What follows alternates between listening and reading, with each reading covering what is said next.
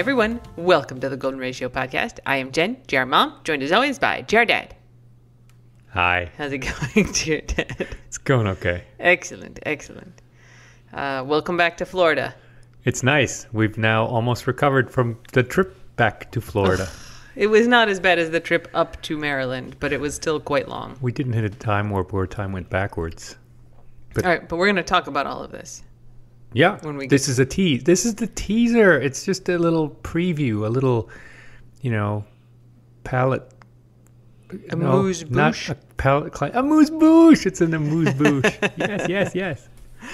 All right, the cocktail of the week. All right, so we bought this watermelon. This is very dramatic. I'm very much in favor of all this. Big ass whole watermelon when we were in Maryland. It's bigger than both our heads put together. Oh, it's a giant watermelon. And I had this idea that I think for like 4th of July, I'd cut up this watermelon, we'd feed the dogs some watermelon, and then it just didn't happen. So we had the whole ass watermelon, unadulterated. Yeah, and 4th of July I had to go back down here for the hurricane too, yeah. So the whole thing was thrown off. So we're packing up to come back to Florida, and we still have the whole watermelon. I was like, I'm bringing that watermelon. I got plans for the watermelon because we had a bottle, partially drank, but still quite full, of Key West legal rum, Key Lime Rum. So Key Lime, it's like white rum, and it's got key lime straight up in it. Like you got to shake it up to get the lime. You got to go to this distillery if you're here, because this is just one of the cool things they make. Yeah, it's great, and we talk about them all the time.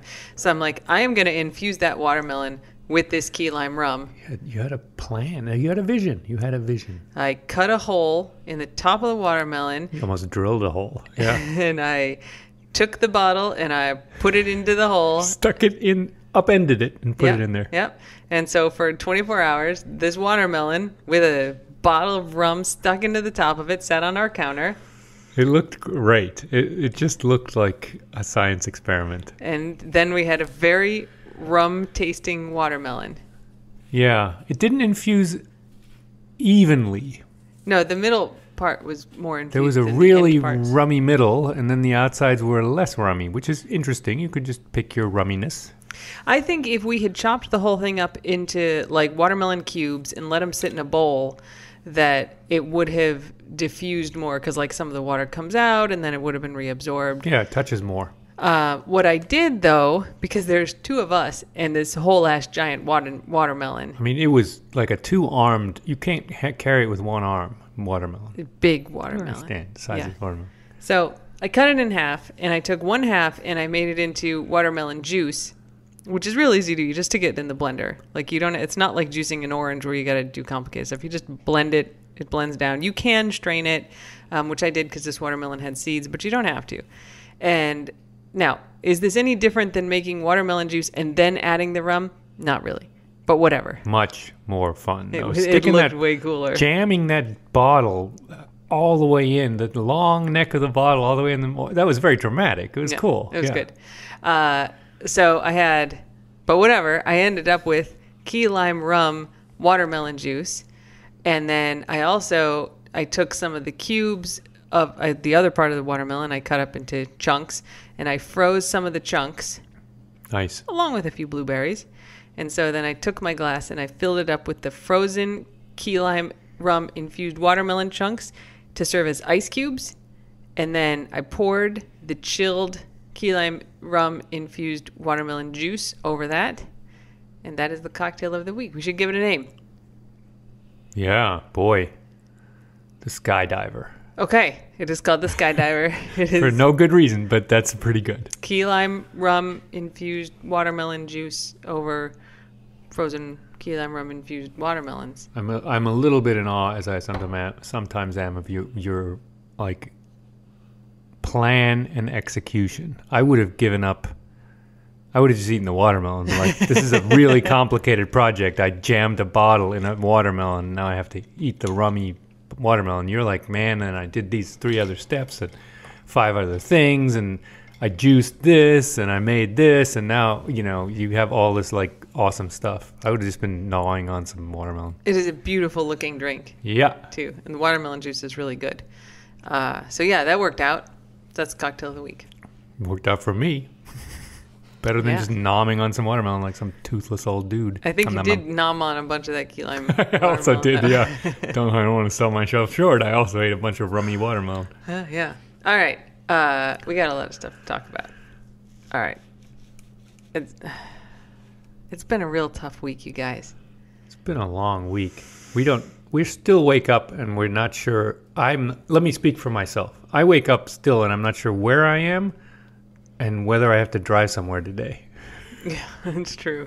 Or fly somewhere. So, since our last update, Remy and CB had a bit of a discussion, let's say, where Remy... CB was expressing his emotions. Remy was, sexually assaulting, sexually harassing.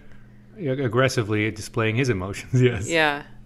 So we were kind of waiting for Brody to correct Remy, which is like never fun, but is sort of necessary for the new dogs to learn some boundaries. And Remy, very insistent on humping CB all the time. He can't mount CB, right? But he's humping next to him and he's got his nose up in his junk, is like really... And CB doesn't like it, but he was just kind of tolerating it. And so... Yeah, CB would get stressed and look to us for guidance. And we're like, and we're like, you got to do something. That's the best thing, yeah. Yeah, because nothing that I did helped. Like, I would wave snacks. I could wave a cheeseburger in Remy's face. Would not matter. CB would be like, oh, I want that cheeseburger. I'm going to go to Jen when I'm trying to get Remy off of him. Yeah, you could have slapped a steak in Remy's face and he would have been like, but I really love Chief Brody. Yeah. And look, I mean... Remy is having the anxiety humping problem, but Brody is making it incredibly difficult to do anything about it because anytime I try to get Remy off of Brody comes to me because he's nervous. Anytime if I go like, Remy, Brody's like, oh my God, I'm in trouble. So the dynamics are very complicated. So Brody gave Remy a couple corrections. This must have been like Thursday morning. Nothing too aggressive. And Remy understood because then he was like, ooh, I'm going to go over to say, oh, I don't know if I should go over there. He kind of remembered, yeah. I was like, oh, maybe this is working. Thursday night, he's back at it all the time. So Brody snaps at him, not trying to do anything, just to be like, hey, get off me. Get off me, yeah. Caught his lip, which, it did bleeding a little. But that freaked Remy out that, this wasn't just a sound like he hurt. And so Remy starts like barking and kind of snapping a little bit. We had to separate them. And then we did not sleep that night. We managed to get like an hour and a half, 2 hours. Brody was up like completely freaked out like there was a thunderstorm. Remy was completely freaked out, panting, crying. So I ended up on the couch. You were locked in the room with Brody. I mean, it was terrible. That's right. Brody was climbing on me like there was a thunderstorm. Yeah. Or walking around panting. No, it was like... They both needed therapy that we were unable to give them because they're dogs and they don't understand. Yeah. And so it's like, we clearly have to now keep them separated, right? This is the thing on Thursday. We cannot have them together in the same place because Remy is like, cannot be dissuaded from doing this. Any attempts to try to work with Remy on it freak Brody out. He'll have hours of anxiety spirals from stuff, because he's got his own problems. So this is a difficult situation, right? Because like we know eventually it will get better, that like Remy will get fixed and he'll also settle in and his anxiety will go down and this will go away in like a month, which means for a month we have to deal with variations of this and we can't have the dogs be together. And that's a not ideal way to foster a dog who needs a lot of love. So at some point at like 3 a.m., 4 a.m. on that night that we didn't sleep, I emailed the rescue group and I was like, he needs to go to a different foster home. Like this, like it's not that we can't do this, but this isn't ideal for anyone. Like our dogs are freaked out. He's freaked out. He's not like, we want our foster dogs to like get in the bed and snuggle up with us. And he wants to do that. Like he loves snuggling and he wants to do that. And instead he has to be locked in a room. And like, even if we're both going in there and spending time with him, like that's not the best way for him to do this. And, the rescue group did not find anybody else who could take him. And so we still have him. And, he is a very sweet, wonderful boy. It will eventually get fine. The issue is not like long term what the problem is. The issue is it's a long month. Yeah, like he's getting fixed at the end of July, but it's not like they get fixed and then instantly their testosterone goes away. It takes a while. And, there's anxiety with the news settling in, and he's taking a while to get over that. And so it's going to be a very long process, and it sucks because, like, it's kind of unfair, kind of unfair to him, but also to Brody, who is... He's the victim in this. Very high anxiety kind of all the time now, even though we're keeping them separated. We'll let Remy out if one of us is there and kind of standing between them and making sure nothing happens. And Remy has gotten a little bit better. But, it's not fair to Brody that he's on edge like that. So this is just to say, we show some of the challenges and a lot of the work that we do, but, intentionally aren't sharing like the really hard, awful or gross or bad parts of the stress is for us. The like fun stuff is for everyone else, right? I mean, Yeah. It's supposed to be distraction and lighthearted and positive and uplifting and not make everyone feel bad. Yeah. Right? That's right. I mean, we can handle this, if we can handle it, but it's not, we don't need to share this. Yeah. But, there's a lot of people like on Twitter who are like, ooh, when is he staying? When is he becoming permanent? And I'd be like, this dog would be gone if I had a choice. Like, he's staying with us. Once he's done with all of his medical treatment, we could adopt him out. He probably will be fine by then and probably will stay because this will pass. But what you have to think about when you're fostering dogs is like you want the ideal environment for the dog. And the ideal foster for this dog is one who's going to be able to give him a ton of attention, where he's not going to, he's either... He has no interest in humping any of our other dogs. Yeah, it's right? weird. Why he fixated on Brody, we don't know. The whole drive down here, which we'll talk about, we had Brody up in the front, blocked off, Remy in the back with all the other dogs. Everything was perfectly fine, no problems at all. But it would be better for him to be in a place where he's getting kind of full-on attention, that he doesn't have this anxiety, that he's not managed, that he can just sort of be the dog who's getting all the attention that he wants. And, we've talked about this like with Sizzle, who, is now with Barb Nelson, who Matt from We Write Dogs, they adopted her. And we loved her. I mean, Giordad especially, absolutely. Still loves Still Sizzle. so loves her. I mean, she was an is. amazing dog. Yeah. But she had been in a breeder hoarding situation, like this. The sheriff of the county where she was seized the dogs from this property. It was a very abusive, terrible, neglectful situation. There were, I think, 50 dogs that came off the property. She was in a crate basically her whole life. They had to pull all of her teeth. Like, she had a really hard... matted fur and just like, never been outside. All diseases. And it was Usually when the dogs come into foster, they come directly from the place to the foster homes, and then we handle the medical care.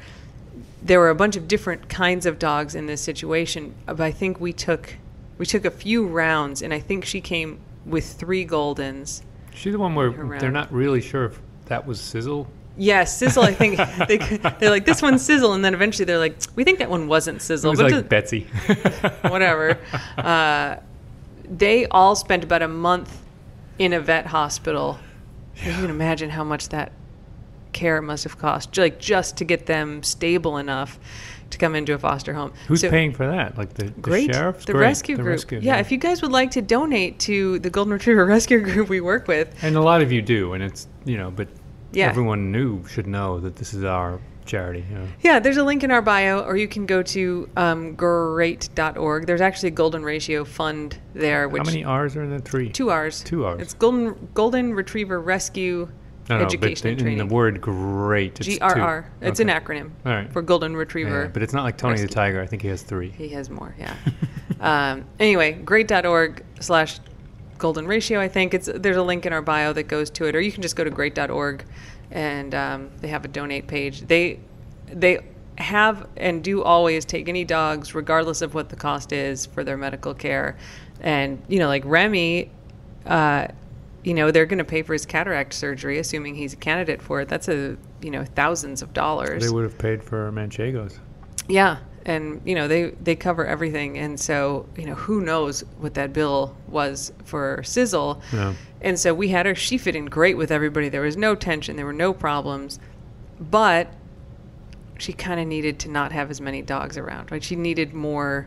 She had a lifelong love deficit, as you say, right? She needed lots of pets to catch up, yeah. And I knew, that Barb Nelson had been thinking about getting another dog, and I was like, I think I got the dog for you, Barb. Good. And Barb was in love with Sizzle before she met her. She's like, I want this dog. And so when they met, and it's so good. She is completely in love with that dog. Like, they are true human dog soulmates. But Sizzle gets along with Zoe well. I think they have a good arrangement, right? Yeah, where she's Zoe got a pal. kind of does her thing, but Sizzle can assert herself if she wants to, and so I think it's good. It's a really good setup. Yeah. I mean, Sizzle would have been perfectly happy staying with us. Yep. She fit in here, but our job is to figure out like what is the best thing for these dogs. And with a lot of them that we take in, it's like they just need someplace stable and that they're going to get the medical care that they need. They like having the other dogs around. That's why we keep a lot of them. Yeah.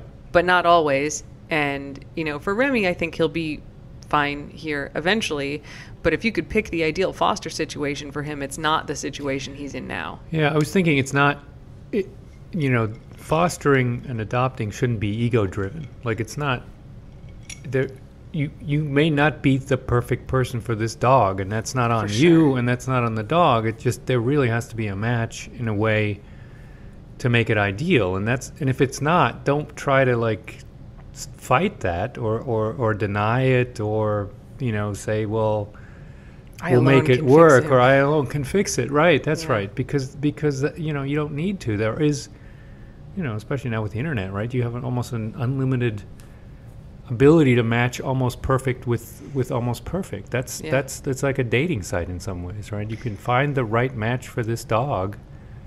And if it's an old guy who just wants to pet Remy all day, maybe that's better than what we have, right? I mean, that may be great, So it just shouldn't be, there shouldn't be ego, be like, oh, it's failing, I got to make it work. I got to try harder, Yeah. I don't know. So in this case, we have to try harder.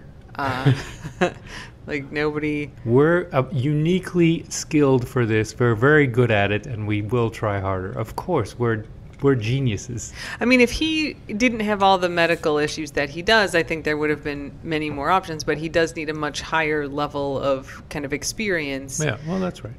Both with the blindness and with the diabetes, right? You can't just give him to someone who's like, yeah, I like Goldens, and then, they'll watch him and love on him. Yeah, it is funny, because we get him and we're like, well, he's not that blind, and he didn't fall down the stairs, so that's pretty good. I mean, he's doing okay. He hasn't bumped into anything really hard. But you think about, like, the 20 dogs that I fostered before we started keeping them, and they were all just like, some of them were skinny, some of them, needed a procedure or two, but they were all just like, yeah, hey. Some were rambunctious. Yeah. They were just like kind of normal dogs, like your dog sitting somebody's normal dog who has a couple issues. Now we're gathering some oddities. Man, you're not kidding. So anyway, that is just to say things are very...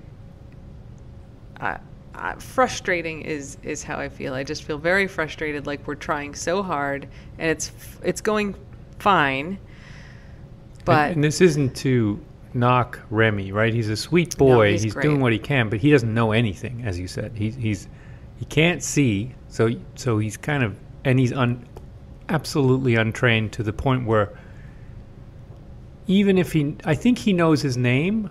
Kind of, he knows that's sort of for him, that sound, Remy, but he doesn't know what to do about it. He doesn't come when you say his name because he doesn't connect the two. It's just there's a gap there that a lot of the other dogs we've had do not have, right? Which is a thing, again, that I think people don't necessarily think about, because like even if you've got a dog that you haven't trained very well, like if you spent a few weeks with them as a puppy, they know sit. Right, like even Guac knew sit is an outside dog. And he's a wild child. Nothing. I mean, we're lucky the housebreaking was very easy. I think he had one accident inside at our house. He's peed on the porch, Maryland. Which he considers He's peeing in the porch here, but it is kind of outside, and that's just because we need to like train him. We need to get him downstairs faster. I think he wouldn't, but Yeah, I mean, the housebreaking has been really good, but he's going to need, like, once we get him fixed, and then hopefully once we get his eyes fixed, he's going to need a lot of, like, obedience. And I've got some stuff it's hard to train him because he's diabetic, so he can't eat snacks. Yeah, and he's blind, but also you can't be giving him snacks because you need to manage his blood sugar. So I got some snacks that should be okay, and freeze-dried broccoli. All the dogs love it. I tried some of it. It's disgusting. I literally spit it out. Remy thinks it's like gross. It's like something addictive. He thinks it's the best. Yeah, but look, it's really broccoli. The poor guy's had no life. Brody too. Brody's like, give me some more of that green stuff. Guac loved it. Somebody dropped a piece and Guac's like, nom. Crunchy, it's gross. Green. It's broccoli, but worse. It's got no calories. It's not going to affect his blood sugar. It's great for what we need. We're tricking all the dogs with that. So Remy kind of gets isolated into my office here in Florida. So I am planning to do just like little sessions with him every day to get hopefully like his sit and maybe his come. But then we'll work with a trainer, once his eyes are, assuming he's a candidate, once his eyes are fixed, then we'll start working with a trainer. Yeah, life-changing if we get his eyes fixed. For sure. Yeah, so that appointment is, it's not too far, August 2nd, I think, up in Miami. August is a long time. Oh, wait a minute, it's not. It's not that far. So yeah, that's the situation with Remy. So he is a wonderful dog. I mean, he's snuggly and he's sweet and he just loves getting pet. And like overall, he's actually really mellow. It's just this weird fixation that he's developed with the anxiety of going at Brody, and so we're doing our best. So that's that. Voods is doing good. He got his staples out. He's got a naked leg. He still got his pants off. Where we've started physical therapy, where he gets to go for walks, and then I do little exercises with him every day. He's doing great mentally. I have to sometimes restrain him from going at Guac, right? Or yeah, he wants to play. He also runs into the elevator. I mean, he can't. And what did we do? We came in the room the other day, and he was on the couch. It was like the one thing that I think is in the instructions from the vet, which is he should not climb on furniture. Voods did not read that apparently because he's like, well, I'm just going to climb on there. I'm doing whatever I want, guys. I've been doing this all my life. What's up with you guys? Yeah. So he's doing well as a tripod, but we're hoping to change him to quadruped over the next, what is left? 8 weeks left in the Operation Pinto Bean. We're just finished. This is week 4, so close, yeah. But he didn't actually have his surgery at the beginning of Operation Pinto Bean, so we got 9 weeks to go. Wait, you're giving the extra week because of his lame surgery? There was an official start date, and it was independent of his surgery. I know, but his recovery is 12 weeks, regardless of when Operation Pinto Bean began. Pinto Bean. So he's doing fine. There's all this physical therapy now, which is like walk on 3 legs.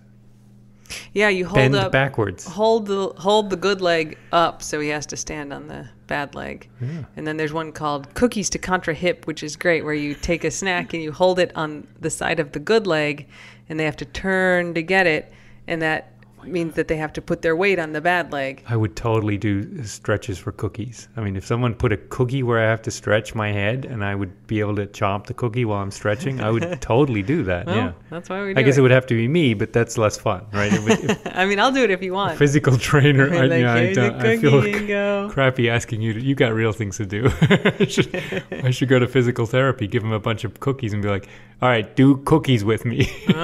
Very good. Put it where you want my head to be to stretch. Whoa, cookies.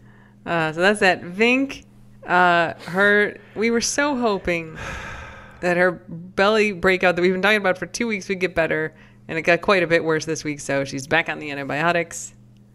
And it's helping a lot. I mean, this is day 3 on the antibiotics, and it's much better. But it started in Maryland, away from the salt water, away from Florida, weird stuff. I mean, she's just at a point in her life where she's developed some weird sensitivity to... I think being damp, because it was fine in Maryland until I took her down to the beach that one day. Being damp? Yeah.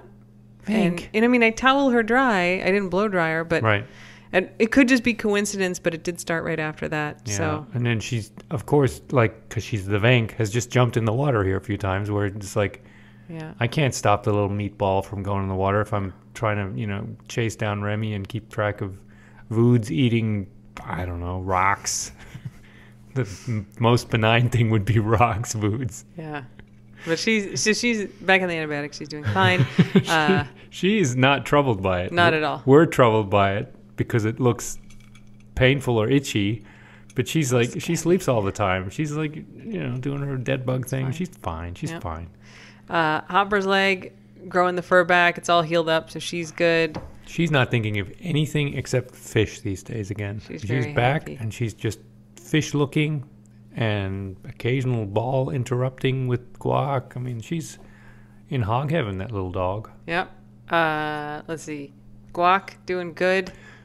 Shout out to guac. I mean, we're going to talk about it in the drive too, but you give guac an elephant or a pineapple or something, and guac is the most solid, calming influence on everyone. So good. We were most worried about him in some ways because he's such a spaz and wants to play all the time with Vood's, for example. Mm-hmm. But he has been just consistently mellow and quiet and good. Yep. Just well behaved. Amazing. That Yeah, well, let's talk about the drive. young man. Yeah, I mean, he had his elephant stuffy in the car. He did. And it was just great. He'll for hours and hours, all day, just have that thing in his mouth. His mouth chomped on the thing, and he'll fall asleep on it. Yeah, he'll just look So around, happy. and you can throw it on the bed. He'll follow it up the bed. I mean, it's so good. It's like a pacifier. It's like night and day from the other drives when he had a ball in his mouth, and the ball is his toy. So he would go to the edge of the bed and drop it, and if there's a St. Patrick underneath him, it would drop on St. Patrick's head.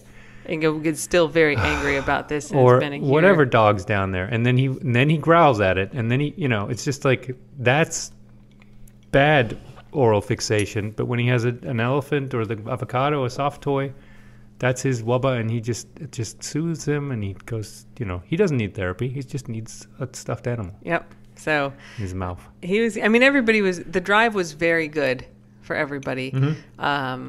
GR Dad was a real hero and drove the first 8 hours. Yeah, and you were a real hero and drove the last 4 hours, which was the part from midnight to 4. Ooh, so that was tough. It was amazing. We got in, and then what did you do? You posted the snaps. I did.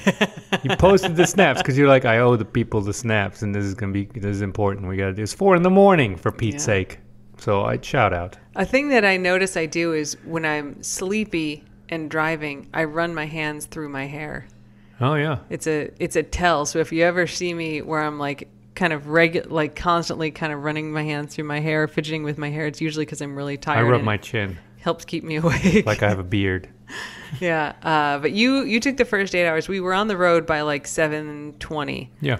I slept a lot of that. 20 minutes because it takes that long to hook up the Jeep and get all the stuff coordinated. Yeah. But it was really good. I mean, it made the whole thing much easier for me because, some of it was dozing because it's real bumpy back there. But I got a decent amount of sleep in, which was nice. As I was saying, I have been practicing that drive for a long time. I mean, I probably know most of the rest stops, and I know a lot of the quick trips and a lot of the, there's no quick trips, but, I know a lot of the gas stations on the way. But yeah, Brody always likes to ride between the driver and passenger seat anyway. Or on the passenger seat. Sometimes on the passenger seat. So then there's cushions in there that can be moved around. So we often put one to kind of block dogs from moving between there, mostly because they try to crowd Brody. Guac would probably come and sit on the gas pedal if he could. Yeah. And Vood's was doing it last time. And so I was like, okay, we'll do it this time to keep Remy out. And Remy's like, well, I can see over this thing. I mean, it's only a couple feet tall. And then he's like, can I hump Brody over this thing? So then we had to put another one. So completely blocked the front from the back. Which made it air conditioning more difficult. And it was also, I gotta say, it was a little more boring driving because usually I can adjust the mirror, which is the interior mirror, which is useless in an RV because you can't look out the back. Right. To see what you're doing. And now I didn't know what you were doing. I couldn't see what you were doing. I could have done all sorts of crazy stuff. I was in this back cabin. there. Oh, you could have raised signs about, Ingo sucks and stuff. I wouldn't have seen it. It would have been, helpless. But yeah, the air conditioning only comes from the front cabin to blow into the back. And so we had it all blocked off. So it would get a little warm and steamy in the back you had part to there. adjust. Once Remy would fall asleep, we'd kind of lift up one cushion and get some air back there. But overall it went fine. So we got in at like 3:30. So it was about 20 hours, which is kind of what we expected. takes. Yeah, we never had the feeling that we were driving against time or whatever we had on the way up. No, we were pretty efficient Yeah. on this one. So yeah, it went pretty well. Yeah, maybe we're getting better at it. Who knows? Yeah. But we got in at 4:30 on Monday morning, so we're still a bit. That was, and then, yeah, so we got in, I guess it was like, we I got in at am. 3:30. I am. We probably were in bed by 4:30 because you got to like, all the dogs have to go out. Brody decided to go for a swim. Oh, and 4:30 swim, and then we're like, oh, get the towels. So, yeah, there's all the dogs are out there, and I was like, where's Brody? Oh, he's soaking wet. So I locked him in the bathroom because like we got all these dogs to wrangle and stuff. Yeah, and He Remy's was first time in the incensed. yard, and it's. I mean, we were really worried about Remy being like bumping into stuff or walking. I mean, this is a good thing. Again, what a good decision by you to get rid of that big giant cactus. Yeah. Again, you make good boy. decisions because we got blind dogs, and if we had that big stickly cactus that was just with those nasty stingers, nasty thorns that lodge, would have been terrible. He would have walked into it with his forehead. Yeah. At some point in the last needles. 3 days, yeah. So, but he's fine now. He sniffs around. He goes, he kind of avoids the bonky wall. He's bonked into the gate a few times. Remy. yes. Okay, never mind. Just giving me the look. Just saying, cut it out, Dingo. We were talking about the drive. We had arrived in the drive. Well, all right. I want you all to know that there were other additional interesting stories that I'm now just cutting off. Oh, come on. Nope. What did you see in South Carolina?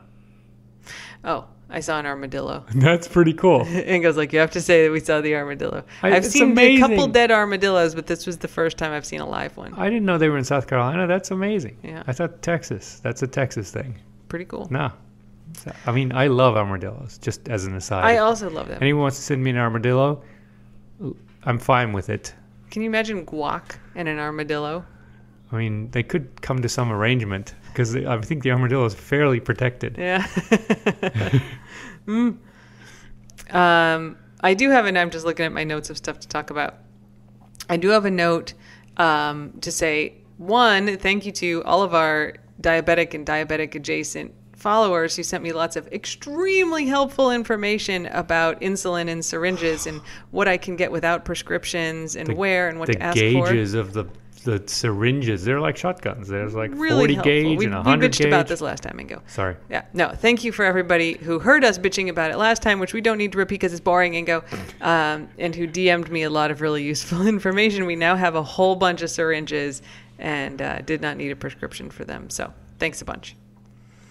Also, and this is kind of following on the needle thing, one of our followers who works in the medical field was like, I think there's probably a bunch of people who have not gotten their COVID vaccine, which we advise you all to do at the end of the podcast, and you 100% should do now, because if you don't, you're going to get this new COVID and it's going to suck, and like 30% of people get long COVID. I know people who have it and they're like young and healthy and then like all of a sudden couldn't do anything for months and months, and it's terrible, so you should get it. And so she was like, I think a bunch of the people, certainly not all, but there's people who aren't getting it because they're like really afraid of needles and they don't want to go get a shot. And she's like, I also have this fear.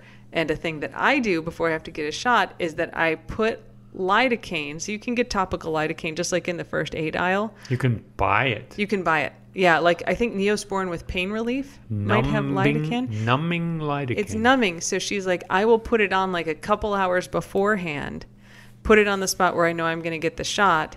And then by the time I get there to get the shot, I can't feel the needle at all. Wow. So what a good idea. Yeah. So if you've got a fear of needles, or if you're really sensitive to needles, I know when I had surgery once, you get to the hospital early and they start an IV, and it wasn't emergency surgery, but it was a very urgent surgery. Like I was supposed to have it a couple weeks later, and they were like, oh no, you will have it, on this day, a day and a half from when I called them.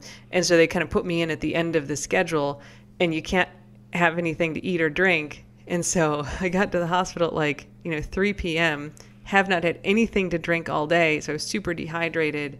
And they started an IV, and it was so painful because everything's all kind of shrunk up, and it hurts so bad just to have that needle in there, where normally, like, I don't care at all about needles. So if you're especially sensitive to needles, St. Patrick was like that too, really sensitive to needles, or if you're just afraid of them, this is a thing that you can try. Lidocaine. Lidocaine. This is totally legal and within the system. Yeah. So just go to the first aid aisle and you'll find like some of the pain relief creams. Just look at the labels and it'll have lidocaine listed, and put that on there. So that may be a thing that you can do to, get you past that one thing that may be stopping you from getting your vaccine. That's a good idea. Yeah, I thought so too. So I guess you should preemptively lidocaine your butt and both shoulders and wherever they might jam it. They definitely will not jam it in your butt. They will give it to you in the left shoulder or the right shoulder. They let you pick which one. Come to think of it, at the CVS in open view, they're not shoving anything in my butt. No. Thank goodness. I don't think they give... probably in babies they give them shots in their butt. But no, they do give you they ask you where you want it, or you can tell them I want it right side or left side. Yeah. Because some people want it in the non-dominant hand. Yeah, so your arm does hurt the next day, but it's fine. It's not as bad as a tetanus shot for me. Yeah. Like, it hurts, but more like a flu shot. Better than yellow fever or smallpox. Or COVID. Yellow fever. Thick and viscous. Blech. Gross. Mm-hmm. All right, here's the other things that I have notes for that we have been talking for a while. I have death nut, question mark, and boyfriend and nitrous oxide. Oh, do the boyfriend and nitrous oxide. I think we got to save it for a no rules podcast. Okay. That's up to you. You're the boss. So let's do death nut. You're going to do the death nut. Dude, I'm going to do the death nut. All right. So our friend Ralph. Or maybe ex-friend after this, but he's a friend so far. He's definitely on the friend side. He Thanks, sent Ralph. us from Amazon the Death Nut Challenge 3.0. I think Ralph just got a tattoo of one of the dogs, too. This is brilliant. Yeah. He's a very good friend. Yeah. So the Death Nut Challenge 3.0 has 5 different hotness levels of nuts. And you're supposed to start with level 1 and then level 2 and so on up to level 5. We got these nuts. I'm skipping the middle stuff. Like, I'll have one with you. Oh, my God. You're going to have a 4 or a 5? A 5. I'll have a 5. Listen to the description. Heat level, regretfully hot. The death nut. 3 times Carolina Reaper. 2 times Moruga Scorpion. A blast of the wicked hot 7 pot pimento primo pepper. And a sprinkle of pure all-natural 16 million Scoville capsaicin crystals. For Pete's sake. You just put straight up capsaicin on there. It just sounds really dangerous. Because there's 5 levels of nuts. 1 is mild. Are you ready for this? And it goes all the way to the death nut. Yeah. Goodness gracious. So apparently we're going to eat this. I might not survive this. Yeah, I don't know why we're doing this. The chip was really unpleasant. And it's supposed to be, it's a 2-person challenge. Death Nut 3.0, the 2-person player version. I read the rules, and to win, you're supposed to go 5 minutes after you eat the last death nut without drinking anything. Drinking anything? Without drinking anything. I'm going to eat this cheese that I've put aside. Would you like some of the cheese? No, I'm good right now. I don't want to touch the nut, though, because then I'm going to touch my eyes. Okay, do you want to see if we can do like chopsticks or something? You can put it on my spoon. I don't want to touch it. You can just pour it out onto the spoon. I don't want to touch it. You don't have to touch it. Pour it out onto my spoon. Or pause it. Okay. Hang on a second. Let me push the button. Okay, we're back. Okay, I have some tools because the key is not to touch it with your hands. Touch the death because nut. then it ends up in your face or in your eyes or other places that you might touch with your hands, which burn. Just give me the nut. You don't have to do this. It is here. I'll take the package and get my own nut. Oh my God, this is a stupid idea. You're getting a bigger nut than I am. No. I want a little nut. Here, you want this nut? This is a half nut. I think our nuts are about the same size. Oh no, you dropped the nut. I'm not picking it up with my hands. Well, okay. Right. I have like 2 spoons that I'm using as utensils to not touch the nut of death.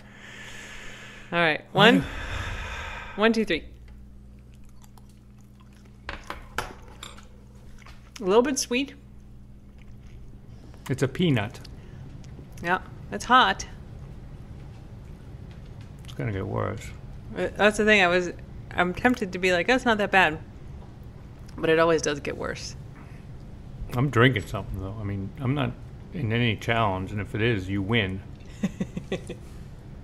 Yay. Okay. That was just me swallowing wrong. While we endure the death nut, would you like to talk about the German word of the week? Sure, you give me your suggestions. Okay, I have 3 things written down. We have 2 words for like average or what is Mediocre. mediocre or under all pigs. We do both. Okay, you go ahead. I'm going to get us some drinks. Starting to burn a little bit more now. It's not as bad as the chip was.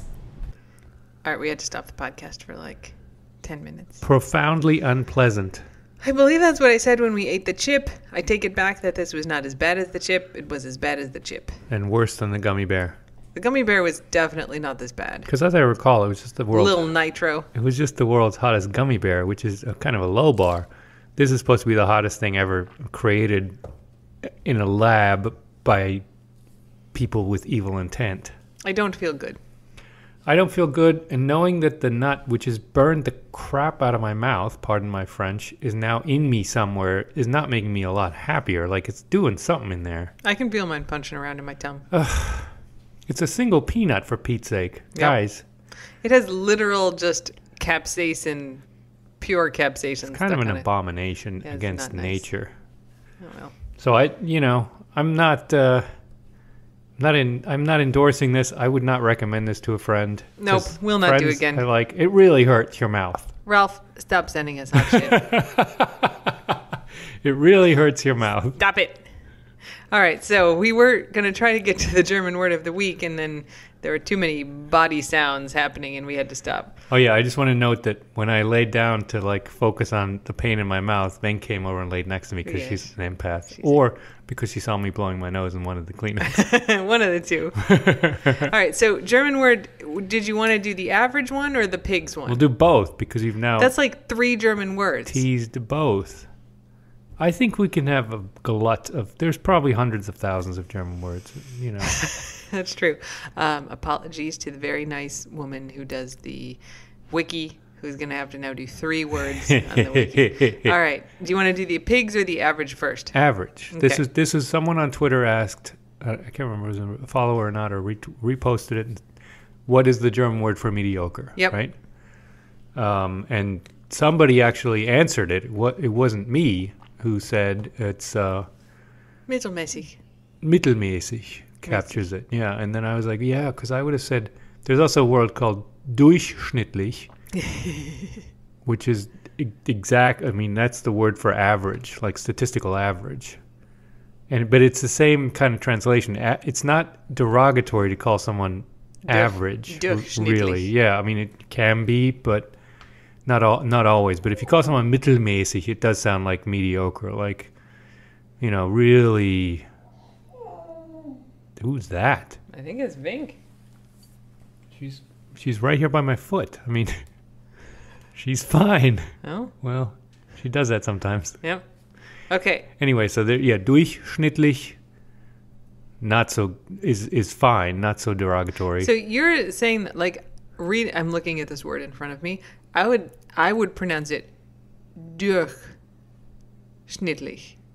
And you're saying it a little different. Durchschnittlich. Yeah. Durch. Is that just a weird because durch is a word, like by itself, like Durch, through. Yeah, it's a preposition. You yeah. say it different. Durch.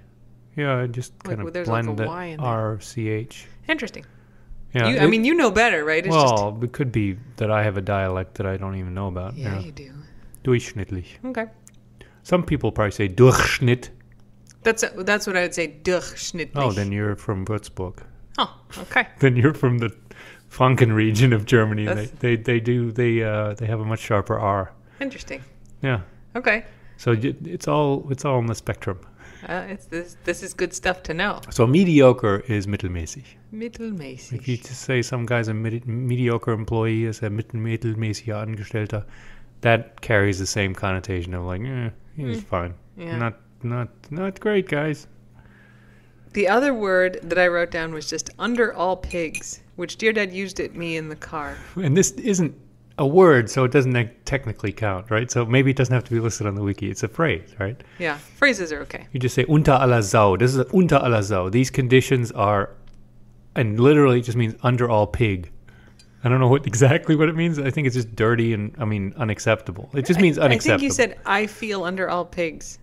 Yeah. Is that what you said? Like, I feel like dirt, sort of? My condition is unter aller Sau, yeah. But you usually say, something is, like the condition of something is unter aller Sau. Like cleanliness or safety record or, it's just completely unacceptable. It's unter aller Sau. Yeah. Under all pig. Yeah. I'm not sure how that came from. That's got to be the mom. Why is Vink making all that noise? Vink! Vink, what is it, Vink? Maybe she needs to go out. Maybe we need to clean her. We need to dry her. Yeah. She's gonna get the pig, speaking of. She's going to get unter aller pig. Well, this has been a long podcast. Our Taste of the Keys can be our road trip. Mini season starts next week where the mainlanders infiltrate the Keys Wednesday and Thursday to hunt Hemingway lobsters. Lookalike contest is right now. Oh my God. And the running of the bulls is this weekend, which I didn't know about. I knew that there was the Hemingway lookalike contest. I didn't know that there were dudes with fake bulls that ran around in the street. Hobby horse bulls. That is Saturday, and we are 100% going, so there will be pictures. I'll put it in the snaps. Butt end of the bulls. They're just the head ends. Yeah. And I don't know, do they butt anybody with them? I think people just run around. Oh, yeah. No, I think it's like in Pamplona. I think they run around, yeah. I'm going to wear a white dress with a little red sash. That's good because all the Hemingways have red berets on. Yeah, and they've got like white shirts with little red scarves or like waist things. So I'm gonna dress up. Maybe you'll have to dodge one of the fake bulls. I don't know how this works. I'm not running in front of any bulls. Let's put it that way. Yeah, I'm looking forward to it. It's going to be a fun time. We're also doing the Hemingway Days. So this week is Hemingway Days. In Key West, and so Saturday's the big day. So there's this thing, the Hemingway lookalike contest. Thousands, right? Like 4,000 or 5,000 Hemingway lookalikes, isn't it? No. Maybe it's 400 or 500. I don't even think it's that many. It's a lot. And then they have a contest. Who's the most Hemingway of the Hemingways? Yeah, who looked like him. But there's also a paddleboard race and a 5K. I have done this 5K before. I did it on a whim, and I showed up. And Pilar, who is a different rum distiller in Key West, they're named after Hemingway's boat, the Pilar. They make fantastic rum. It's really good. Seriously, I'm just going to have one bottle of rum. I'm sorry to my friends at Key West Legal Rum, like, I love your stuff. It would be a bottle of that Pilar Blonde. It's so good. It's so good. So anyway, they were there, and they had like this rum punch. So I got there early. And I was walking around, and I was like, can I have some of that? And they gave me some. So I had a glass of rum punch before I ran the 5K. And then after the 5K, they have this whole, like, party on the beach, on the ocean, like, palm trees, free rum punch, pizza, like, live music. Yeah, I asked you, why is the sign up for this 5K so much? This is a lot of money. And you're like, because it includes the rum and the pizza and the party. It is the best after race party that I've been to, including some races that kind of pitch themselves on their after race parties. The rock and roll ones, yeah. Yeah. No, it's so Key West. It's so good. Rum infused. Free rum punch. Are there lookalikes who run it? There's going to be Hemingways running it, right? I don't remember any the year that I ran it, but, who knows? Yeah. So anyway, we're going to do that. That's also on Saturday, so we're going to do that. Yeah, so that's a good taste of the Keys, which is Hemingway Days. Hemingway, problematic guy, but big part of the life here. Yeah, he's quite a figure. His former house is like right in the middle of Old Town, and it's you're always constantly brushing up against him and his cats. He was an asshole, but he did quite a bit for Key West, actually. Like, he supported a lot of things and made a lot of things happen in Key West. The restaurant we go to is where he used to box. The museum where he kept his cats still has his cats, or his descendants of his cats. So it's a big part of Key West. Yeah. Fair enough. Yeah. And like when he was alive, he, did a lot of initiatives for the island. So I get why. even though he was kind of an asshole. Though I also like his books. Yeah. If you can get past the asshole part. Anyway, we don't need that discussion about separating the art from the artist. It's too philosophical. This is a dog podcast. We're just dealing with the burning mouth syndrome, and we're just getting better about that. And Vink probably needs to go out. So, until next week, get vaccinated, rub some lidocaine on there ahead of time, and it's going to be fine. And don't bite anyone unless they ask you to. Don't bite anyone unless they ask you to. Bye. Bye.